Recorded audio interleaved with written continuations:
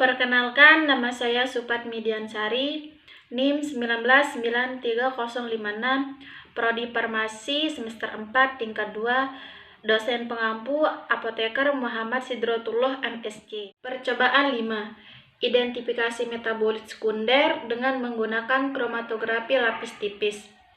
Tujuan dari percobaan ini ialah mahasiswa dapat mengerti dan memahami identifikasi metabolit sekunder dengan menggunakan metode kromatografi lapis.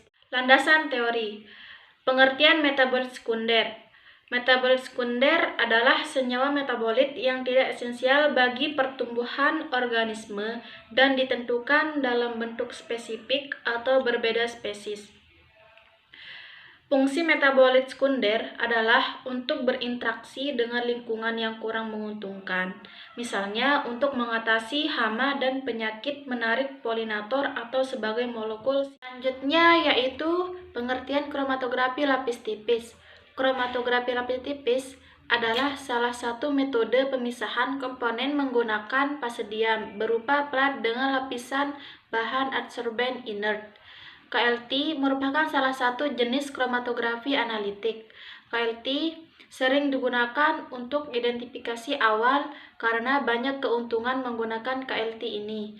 Di antaranya adalah sederhana dan murah. KLT termasuk ke dalam kromatografi planar selain kromatografi kertas. Kromatografi lapis tipis menggunakan plat lapis tipis yang dilapisi dengan adsorben seperti silika gel, aluminium oksida, maupun selulosa. Adsorben tersebut berperan sebagai fase diam dan fase gerak yang digunakan dalam KLT sering disebut dengan eluan. Ketiga yaitu prosedur alat dan bahan. Alat-alat yang digunakan dalam percobaan kali ini ialah lampu ultraviolet 254 nanometer dan 366 nanometer, chamber, alat semprot, kaca dengan ukuran 20 x 20 cm, penggaris, pensil dan pensil warna, botol pial, batang pengaduk, beker gelas, gelas ukur, cutter dan gunting. Selanjutnya, bahan-bahan yang digunakan dalam percobaan ini ialah ekstrak daun jambu biji, kertas saring, silika gel, heksan, etil asetat, metanol pekat, kloroform, reagen drop, Mayer, dan Wagner. Screening fitokimia metabolit sekunder. 1. Penyiapan lempeng. Lempeng dipotong-potong dengan ukuran masing-masing 8 cm x 12 cm.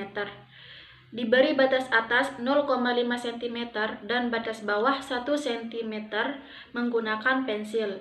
Lempeng KLT diaktifkan dengan cara dimasukkan dalam oven dengan suhu 105 sampai 110 derajat Celcius selama kurang lebih 30 menit pada posisi tegak.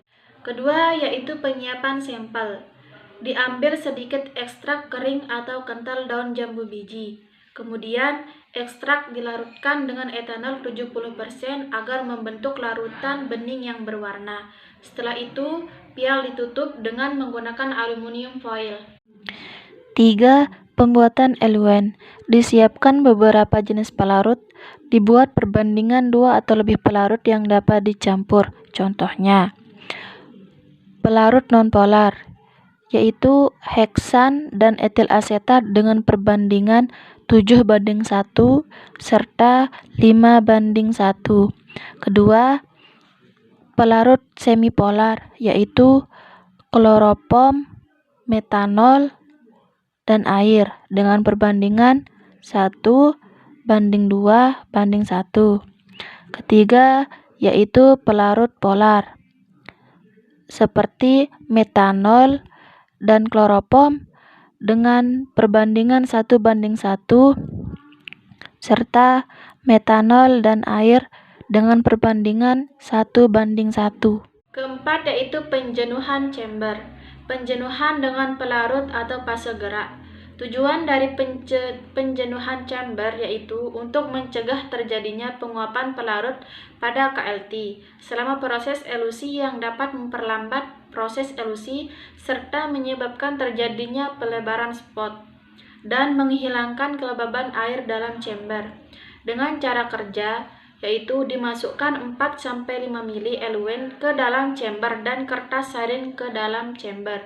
Penjenuhan bisa dibantu dengan kertas saring baik sebelum atau selama proses elusi, dan tunggu bagian kertas saring yang ada di luar chamber terbasahi. Kelima yaitu penotolan sampel. Dengan langkah kerja, diambil sampel di dalam botol pial dengan menggunakan pipa kapiler. Kemudian, sampel ditotolkan pada batas bawah dari lempeng silika gel dengan volume tertentu atau 2-3 totolan. Diameter totolan diusahakan sekecil mungkin dan dibiarkan mengeras. Tahap terakhir yaitu elusi.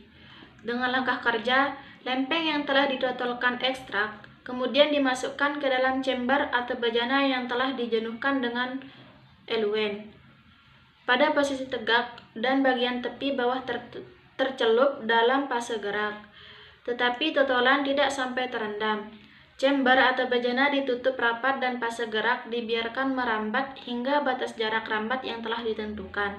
Kemudian lempeng dikeluarkan dan dikeringkan di udara. Selanjutnya, diukur dan dicatat jarak rambat setiap bercak yang timbul dengan sinar tampak ultraviolet 254 nanometer dan 366 nanometer. Lempeng disemprot dengan reaksi yang sesuai dan pengamatan diulangi seperti pada butir. Hasil warna pada setiap pengamatan dicatat. Mungkin hanya ini yang bisa saya sampaikan dan jelaskan. Mohon maaf bila ada kekurangan. Sekian dan terima kasih. Wassalamualaikum warahmatullahi wabarakatuh.